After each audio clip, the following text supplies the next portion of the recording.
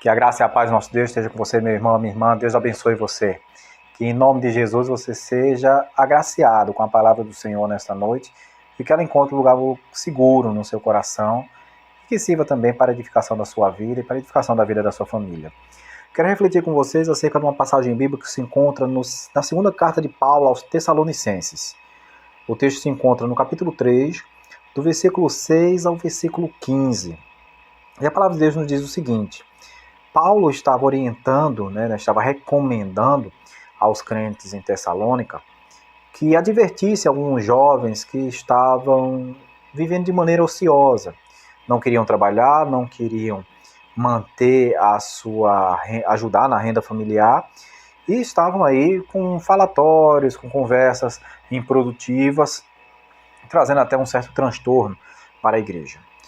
Paulo ele estava muito preocupado com isso, tanto que quando esteve presente lá com os irmãos em Tessalônica, ele notou essa situação e fez questão de trabalhar o tempo todo.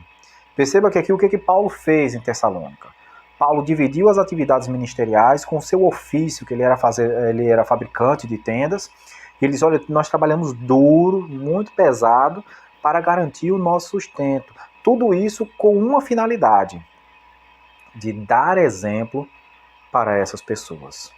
Percebe, meus queridos, o esforço que Paulo estava fazendo. E é interessante, meus queridos, que em cada carta de Paulo a gente pode perceber uma realidade distinta, né? Por exemplo, quando ele escreve aos Coríntios, ele recomenda que as mulheres não presidam reuniões. Não porque ele era contrário às mulheres estarem à frente do trabalho, mas em Corinto havia uma prática nos cultos pagãos das mulheres serem sacerdotisas. E para que não se confundisse com as realidades pagãs, não confundisse o evangelho com essas religiões pagãs, Paulo disse: olha, é melhor que a mulher ela não fale.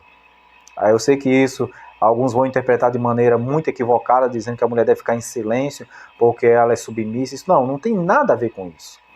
Tem a ver justamente para fugir desta aparência, desses cultos onde as sacerdotisas levavam seus rituais a esses deuses estranhos. Lá, quando Paulo escreve aos Romanos, ele diz assim: olha, cuidado com aqueles irmãos que são mais fraquinhos, que são novinhos na fé. Se você gosta de comer carnes que foram sacrificadas a ídolos, não tem problema nenhum. Mas se tem alguém que se escandaliza, fique atento a isso. Então perceba, meus queridos, que em cada localidade, Paulo ele estava percebendo as necessidades imediatas, estava percebendo as dificuldades que alguns irmãos tinham e trabalhava em cima do testemunho para orientá-los. Aqui em Tessalônica o problema é esse: jovens que estavam ali aparentemente próximos do evangelho, estavam próximos da igreja, mas que não eram igreja, que não estavam se comportando como igreja. Aqui, meus queridos, nós vamos perceber uma realidade muito gritante, que chega até os nossos dias hoje. Porque há três coisas que nós precisamos ter muito, fazer a distinção entre elas. Existe o termo viver do evangelho, viver o evangelho e viver para o evangelho. Viver do evangelho, viver às custas, né? Ser beneficiado pelo evangelho, ter seu sustento pelo evangelho, ou então ser sustentado, né, pelos evangélicos. Viver o evangelho tem a ver com testemunho. E viver para o evangelho tem diz respeito a uma dedicação para o ministério. Note que para viver do evangelho, você tem que ter os outros dois requisitos. Você tem que viver o evangelho e viver para o evangelho. Não tem como dissociar uma prática ou uma situação da outra. É preciso que isso esteja totalmente conectado. O que vemos, meus queridos, são pessoas hoje que não têm testemunho algum e querem viver do evangelho.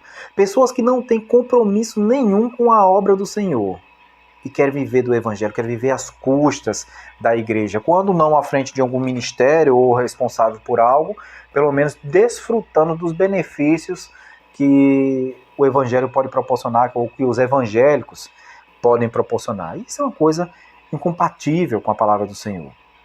Paulo chama a atenção para uma prática que estava acontecendo no seio da igreja e que chegava às famílias, e uma prática que estava acontecendo no seio das famílias e que estava chegando à igreja. Há um tempo eu estava conversando com vocês, até refletindo acerca da palavra do Senhor, e intitulei um sermão, disse, olha, costume de casa chega à igreja. Muitas pessoas, meus queridos, querem viver com, assim, próximas a nós do Evangelho, né? A gente tem algumas situações em que muitos querem se esconder, a gente diz assim, né? Se esconder dentro da igreja, mas eles são péssimos em suas casas, são terríveis em suas casas, não cumprem com os seus compromissos. O texto ele fala sobre papéis que nós devemos desempenhar na família e papéis que nós devemos desempenhar na sociedade. Meus queridos, é interessante que os pais, o quanto antes, oriente seus filhos acerca desses papéis. Oriente que seus filhos precisam cumprir devidamente os papéis como estudantes.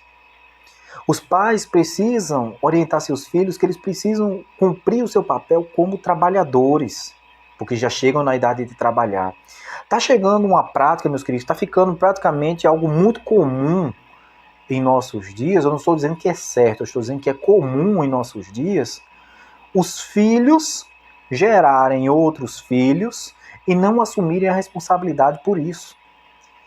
Isso acaba essas crianças, né, os netos ficando às custas dos avós, esses netos acabam ficando às custas de terceiros, porque os pais não assumem.